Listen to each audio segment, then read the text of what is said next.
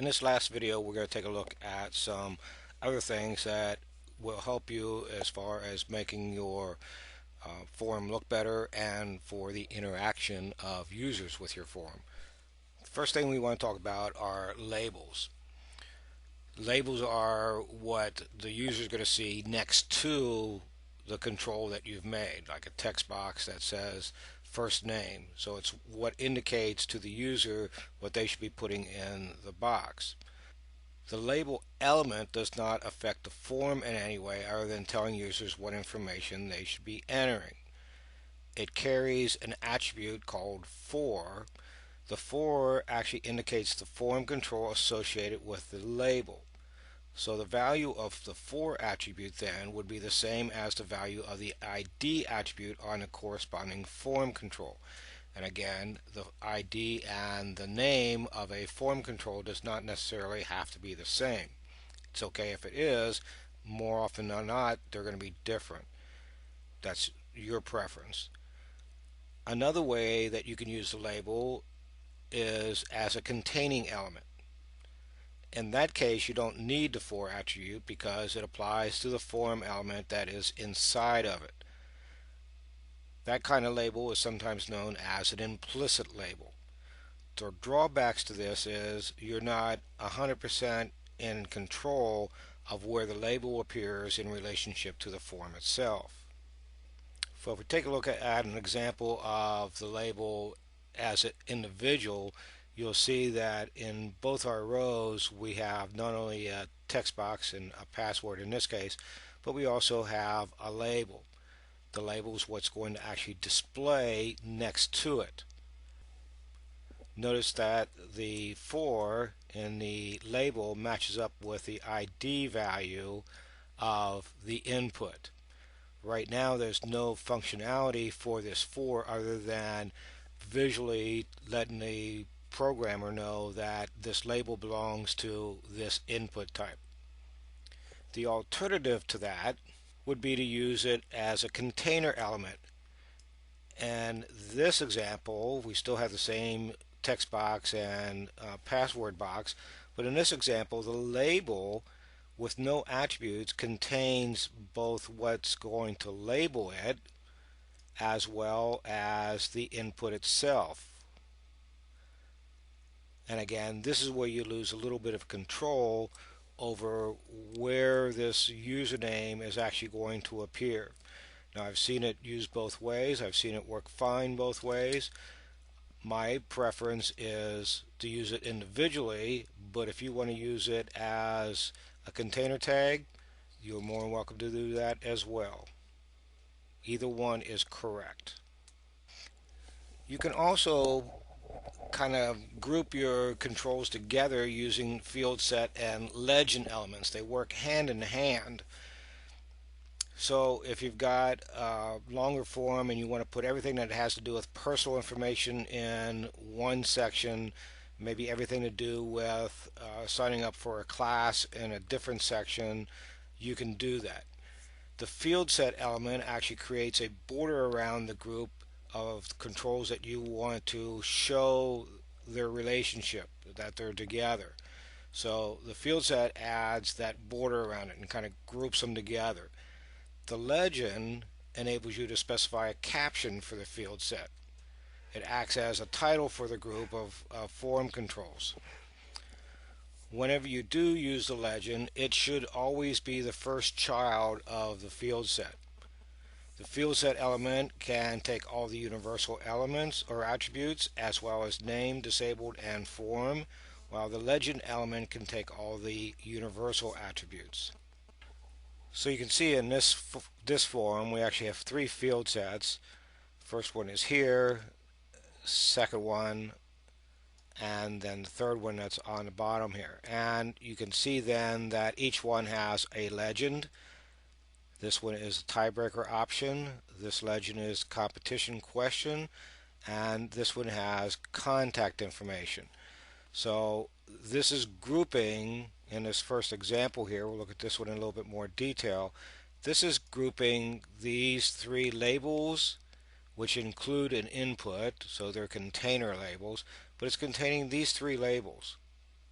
and inputs that are associated with them, and grouped together by a frame or a line around them, a box if you will. So you can see then that the box is actually extending the entire width of the page because we didn't designate any width to these, but that's the box around it. And then the legend in Firefox is italicized. That may appear differently in different browsers, but it's centered on the top line and it's on the left hand side, so it's easy to see. So you're actually managing then to group these things together.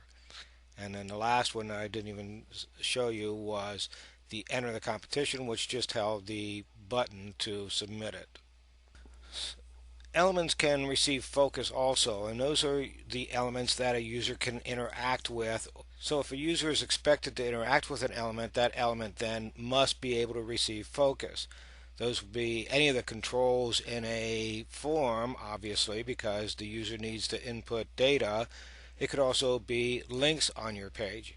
So any link would also gain focus as well. An element can gain that focus in one of four ways. It can be selected using your mouse or a trackball. They can gain focus when navigating between the keyboard using the tab key or the shift tab to move backward through elements. So if you tab through it, each one that can receive focus receives it as you go through. And as you'll see a little bit later, some elements can be given a fixed tabbing order. So you could actually tell it what order in which you want these to gain focus. And we'll look at that in just a moment. So you can indicate that an element should receive focus when the user presses a keyboard shortcut known as an access key as well. So you could do Alt D or something to that effect. We'll take a look at that. If the autofocus attribute is set on an element, the element gains focus once the document is loaded. So we looked at that autofocus in the last two videos. So now you see how that'll work, that would be the first one that would have focus. So if you had a couple links and you want the focus to go directly to the first control in your form rather than the links, you would have to set that autofocus then to that first control. Only one element in a form should have that autofocus. Otherwise, the browser is going to make a decision in and of itself, and it's usually going to choose the first element that is in the page itself. The tabbing order that I talked about is done with the attribute tab index. It can be any number from 0 to 32,767. That then becomes part of the tabbing order. Every time the user presses a tab key, the focus moves to the element with the next highest tabbing order. So even if you don't number them sequentially, if you skip 5 numbers for some reason, it's going to go to the one that has the next highest value. After a user tabs through all the elements of the document that can gain focus, the focus then would go to browser features. So the browser features that are going to gain focus as you leave your actual document would be the text box where you enter your URL and any of the tabs. Elements that can gain focus but you never gave a tab index attribute to are automatically given a value of 0. So when you specify a tab index value, it should be 1 or higher, not the 0. If two elements have the same value for a tab index attribute, they will be navigated in the order in which they appear in the document. In other words, from top down, reading the page from top down, how do they appear? How did you put them in there? And they'll do it based on that. After the elements that have a tab index of 1 or more have been cycled through, the browser then cycles through the remaining elements that have the value of 0 in the order in which they appear on the page. Take a look at this. Here we have the form again that had all those check boxes in there and a submit button. But what we really want to look at here is that they all have a tab index. Notice that the tab index does not correspond to their order. 1 is actually the fourth one. 2 is the second to last or third to last. 3 back up to the top, 4. So they're back and forth all along here. So let's take a look at this in our browser so you can understand how this works. The first one to be selected is the 4. It's hard to see, it may be really hard to see on your screen, but you can see those dotted lines around the checkbox showing that it is indeed selected. The rest of them are solid. This one has those that like dotted line around it showing that it's been selected. So we go from 4 to 8 to 1 to 3 to 10 to 6 to 2 to 9 to 5 to 7, and then the submit button, which comes after that. Now our next tab takes us to our tab up above. You can see now that I have a dotted line around this particular tab. Tab one more time takes us to the address bar or address text box. Click it again, it goes to the Google search. Again, it goes to my Norton search. And then once we click it the next time, I don't know if you can see it or not, but it's selected my whole document. If you're doing this with me at home and you look around the window, you'll see a dotted line all the way around the document itself. And then the next time takes us back to 4 again. As I mentioned before, you can also set access keys. These act just like keyboard shortcuts. Actually, that's exactly what they are. The access key is a single character from the document's character set expected to appear on the user's keyboard. And when you press that key with another key, the browser automatically then goes to that section or whatever it is. It could be a text box, it could be a link, and if it was a link, then all you'd have to do is hit enter and it would take you to that link. With Internet Explorer, it's the Alt. With Firefox, it's the Alt-Shift.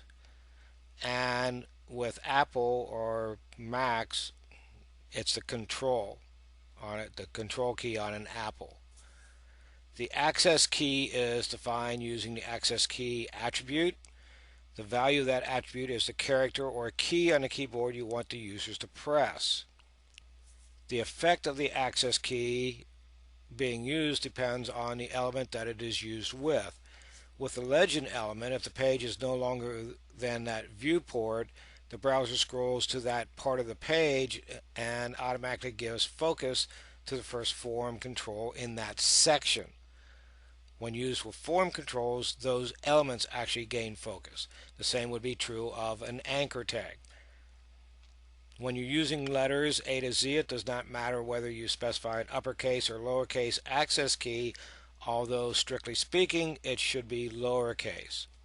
So if we look at an example of this, you can see then, this is the same field set we had before, but you can see now that we've got a access key on the first legend. The key is C, and then to let the user know what letter they can press, I've added the underline here so that the C in contact stands out. The other one that we set is for tiebreakers, and we have underlined the T while setting the access key to the letter T. So if we look at this again with those changes in here, and I'm going to shorten this a little bit so we can see this a little bit better, or see this working a little bit better, I should say. If I do Alt-Shift-C, you can see then that it immediately went to that first control in the contact information. If I do the Alt-Shift-T, it automatically scrolled up and went to the first control in that section. So you can see how that works then. Alt-Control-C or Alt-Shift-C again takes me back up to the top, and since it made the first name have access or focus, it didn't bother scrolling all the way up for us to see the contact information. And I told you we'd talk a little bit about comparing the disabled and the read-only, and that's what we're going to do here. The read-only attribute prevents users from changing the value of the form controls themselves. It may be modified by a script. The name and value of any read-only control will be sent to the server. That's one of the big differences here. So if you set it as read-only, the name and value of that control will still be sent to the server when the form is submitted.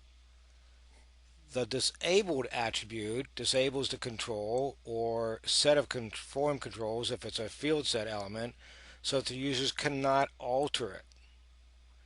A script can be used to re-enable the control, but unless a control is re-enabled, the name value pair will not be sent to the server for processing. Elements that support the read-only and disabled attributes and differences between the read-only and disabled attributes you can find on page 181 and 182. And when you look at those in the book, then you will see table 611 has the element, tells you whether read-only or disabled are accessible to it, whether you can use them on it. And then right below that, you also have the differences between the two, read-only and disabled, the attribute, whether it can be modified, whether it will be sent to the server, whether it can receive focus, and including the tab order. So you can see the difference between how the attribute read-only and disabled are handled and whether or not they're available for a specific form element. So we get all this information from the user through a form, and eventually it's going to get sent to the server for processing. While we're not going to talk about that server end of it in this class, you'll get plenty of that in PHP and ASP.NET, but we need to be aware of what we need to do in the HTML part in order to send that data to the server. And basically there's two methods that you can use, the HTTP GET and the HTTP POST. You specify which one should be used by adding the method attribute on the form. If you do not specify that method attribute, the default GET method will be used. If you use file upload form control, you must choose the POST method. Beyond that, how the data is processed on a server will actually dictate the method used. So if they're processing, if you're going to use query object to process it on the server, you're going to use GET. If you're going to use the request object, you're going to use the POST. So a lot has to do with how you're handling it on the server on that code page. With the GET method, the form data is appended to the URL specified in the action attribute of the form. So the form then, after the URL itself, it adds a question mark that kind of says, hey, I've got some more data for you that you need when you get to this page. I'm attaching it to this. So that question mark is just letting the server know that there's additional information that can be used, and then your code would extract that information out of either the query or the request. Following a question mark, then you get name value pairs for each form on the control. Each name value pair is separated by an ampersand. And also notice that when a browser requests a URL with any spaces or unsafe characters, such as a / or /, an equal sign, ampersand, plus sign, they're replaced with hexadecimal code that represents that character in the ASCII chart. This is done automatically by the browser. It's referred to as URL encoding, and that's just making sure that those aren't looked at as being part of the URL. The best example of that would be the ampersand. If for some reason you had a name value pair and maybe the name was actually a name of a company, and that company was Smith and Jones, and you used the ampersand in the name, Well, when the browser sees that, or when the server sees that, it's going to think that that ampersand is a new name value pair after it, when you really want that literally to have an ampersand. So that's why it's converted to a URL encoding, or by the URL encoding. One of the advantages of passing form data in the URL is that it can be bookmarked. So if you save that, all that information, all those name value pairs would remain there, and you could easily go back to that same page again. Submit that same page again if you would. You should not use the get method, however, when you deal with sensitive information such as passwords or credit card details, because they'll be clearly visible. When you update a data source such as a database or a spreadsheet, or if your form contains a file upload control. So let's take a look at this. This sample is actually not in your book. I just created this, and we're going to test this. We just have two things, a username and a password. And the first one, I'm going to make it easy. I'm just going to put Pat and password in it. If I submit this query, the page that I'm trying to go to then is shown in the URL. Notice then that we have the question mark, so txt username, that's the name of the text box, the value is Pat, the ampersand for a new one, password, pwd password equal to password. And again, those values for the name are coming from the name of the input. The value then, whatever I enter in. Notice that they're both set for empty strings to start with. So if we do this again and put characters that we don't want to use in there, such as Pat and Pat, password with a / in it. If I submit the query now, you can see, first of all, the space is replaced by a plus sign. The ampersand was replaced with the %26. Well, the percentage is the URL encoding saying, okay, the next two values that come is the hexadecimal value of that character in the ASCII. So the percentage is like a warning sign. Hey, the next two digits, hexadecimal value. For our /, we could see the same thing on the end of it, %2f. Percent again, the next two values are two numbers are the hexadecimal value, 2f being, if you were to convert that, would be the ASCII value of a /. The other way of submitting data to the server is through the post. This is transparently sent then within the HTTP headers. It does not mean that they are secure in and of themselves, because those headers can be intercepted and read as well. That's why you want to make sure that when you're on a form and you're submitting something that you see the HTTPS signaling that it is a secure site. If you send sensitive information such as credit card details, the data would be sent or should be sent under that SSL that I just talked about and encrypted. And you know that it's doing that because of the HTTPS. Using a post method then, the data would be represented similar to what you see on the bottom here. There'd be a number of variables of information that are contained in the HTTP headers, including server names, what they're running, all kinds of information. And then eventually at the bottom of it, in the content, you would see the name value pairs.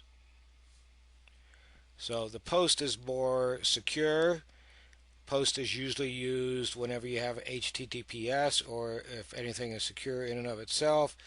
And then the get is the default if you don't do it. And as you saw, you can see everything that is in that. It is also possible to use the post method for a URL that actually contains a query string. So in this case, the action is what would have the query string in it, And the example here is that the action equals subscribe. This would be if somebody's trying to subscribe to something. The action here could also be unsubscribe if they want to unsubscribe. So once it got to the ASP page, it would determine what the action is and what code then gets run with the information that's being sent through the HTTP header and the post method. So this query would just define what action to take. Once it gets there, the post method would supply all the name value pairs from the form for it to process it, whether it be a subscribe or unsubscribe. The downside of this is that you could not bookmark this because none of the information that's being sent would be part of the URL. But as I've said a couple times already, it is good for security reasons. And that completes our chapter on forms, chapter 6.